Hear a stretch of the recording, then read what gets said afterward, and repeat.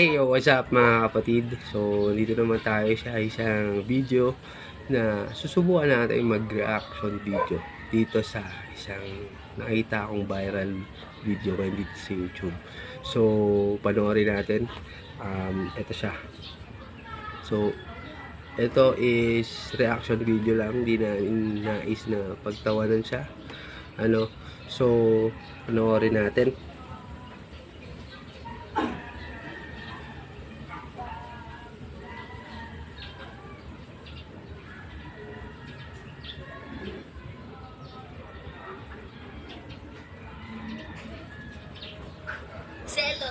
Selos. Hindi mo maitatanggi na nagsiselos ka kapag may ibang kinakasama yung nabiyak ng puso mo. Siyempre, mahal mo nga eh.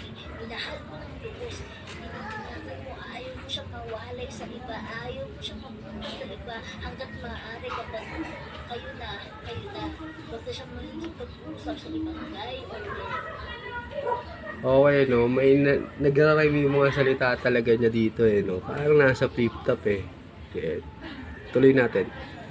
At kapag nakitaan mo siya naman na kinakausap niya yung ibang girl or guy, dun ka na pagtuga. Uy, kaibigan mo lang ba? Kaibigan mo lang ba talaga? Bakit sweet? Bakit sweet kayo? Bakit sweet? Bakit daw is sweet? Bakit is sweet? Teka lang saglit. Bakit? May tayo pa. Bakit ka nagsiselos? Selos. Kaya kailangan lagyan mo muna ng label. Ba't inuulit-ulit niyo yung mga gano'n, no?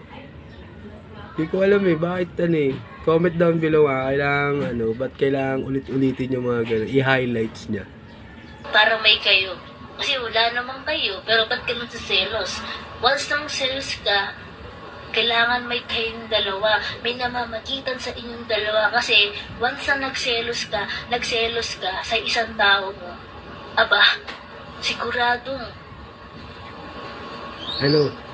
kapag nagselos ka, hindi yan mawawala. Kasi, mahal mo eh. Hanggat andyan ang love or pagmamahal, hindi mawawala yan. Mawawala lang yan kapag nag-feel out of love ka na sa kanya. Feel out of love. Comment down below nga kung ano ibig sabihin ng feel out of love. Hindi ko na nagigits eh. Kaya iparamdam mo sa kanya kung gaano mo siya kamahal ng lubos. Kasi, selos. Mahal mo eh. Kaya magsiselos ka. Selos. And I thank you.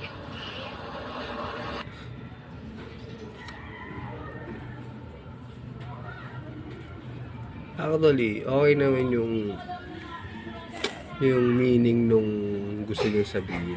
Pero, ewan ko, nakakatawa lang kasi na bakit walang connect lahat eh. May connect lahat siguro.